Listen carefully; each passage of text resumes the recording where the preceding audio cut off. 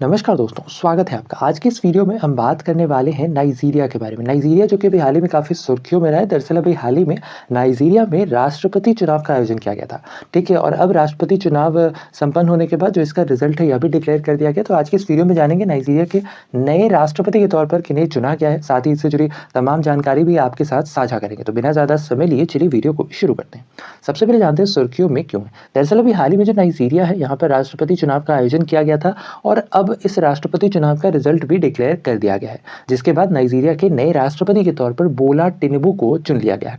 ध्यान रहे कि जो बोला टिनुबू है इन्हें एक्चुअली में नाइजीरिया में पॉलिटिकल गॉडफादर के नाम से भी जाना जाता है। साथ ही इन्होंने स्थान लिया मुहम्मदू बुहारी का। मुहम्मदू बुहारी जो कि अब तक नाइजीरिया के राष्ट्रपति थे, अब नाइजीरिया के नए राष्ट्रपति के तौर पर किन्हें चुन लिया गया है, इनका नाम है बोला टिनुबू। इसके साथ ही ध्यान रखना है कि जो नाइजीरिया है यहाँ की जो इलेक्शन कमीशन है इसका नाम है INEC, यानी कि इंडिपेंडेंट नेशनल इलेक्टोरल कमीशन, ठीक है? और इसके द्वारा जो रिपोर्ट दिया गया इसके अंतर्गत यह बताया गया कि जो टिनुबू की पार्टी है, यानी कि जो बोला टिनुबू की पार्टी है, इनको कुल 36% मत प्राप्त हुए, जबकि दूसरे स्थान पर अटीकू अबूबकर रहे जिनकी पार्टी को 29% मत, और साथ ही पीटर ओबी तीसरे स्थान पर रहे जिनकी पार्टी को कुल 25% मत प्राप्त हुए हैं।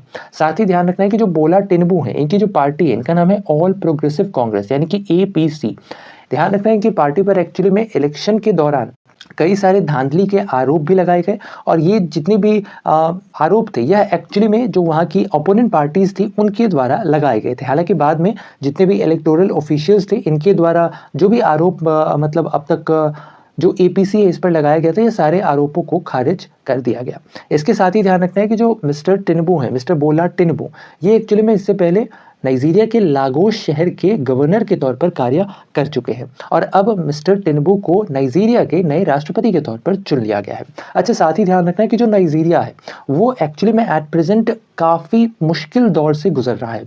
नाइजीरिया में फ्यूल और इलेक्ट्रिसिटी का तो शॉर्टेज है ही है, साथ ही साथ यहाँ भ्रष्टाचार, इसके अलावा यहाँ पर असैसिनेशन और किडनैपिंग, साथ ही यहाँ पर आर्म्ड अटैक या आए दिन मतलब तकरीबन हर एक दिन ये चीज़ें यहाँ पर देखने को मिल रही है। ऐसे कंडीशन में अब ये देखना काफ़ी दिलचस्प होगा कि जब नए राष्ट्रपति नाइजीरिया के चुने गए हैं मिस्टर बोला टिनुबू, क्या वो नाइजीरिया को इस स्थिति से बाहर ला पाते हैं या नहीं, ये आने वाले समय में पता चलेगा। इसके अलावा बात करें नाइजीरिया की, तो जो नाइजीरिया है यह एक्चुअली में अफ्रीका कॉन्टिनेंट एक देश है और इसकी जो राजधानी है इसका नाम है अबूजा।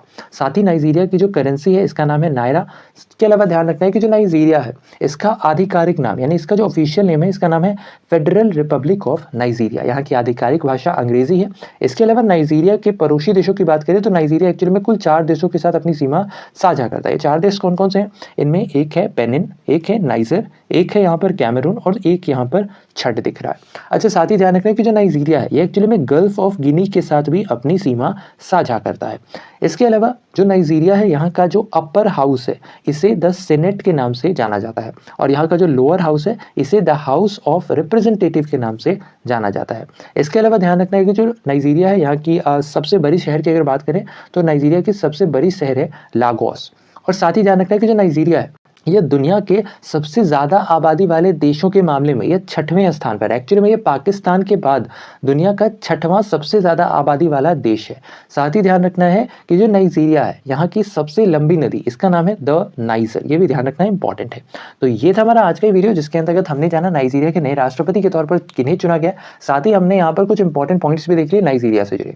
आशा और उम्मीद की वीडियो आपको इन्फॉर्मेटिव लगा होगा। अगर वीडियो पसंद आया है तो वीडियो को लाइक शेयर, चैनल पर अगर नए हैं तो चैनल को सब्सक्राइब करना बिल्कुल ना भूलें ऐसे इन्फॉर्मेटिव वीडियोस के लिए। तो ऐसे में आज के लिए इतना ही। अपना ख्याल रखें, स्वस्थ रहें, सुरक्षित रहें। आपसे फिर अगले वीडियो में मुलाकात होगी। तब तक के लिए धन्यवाद। गुड बाय, टेक केयर, जय हिंद।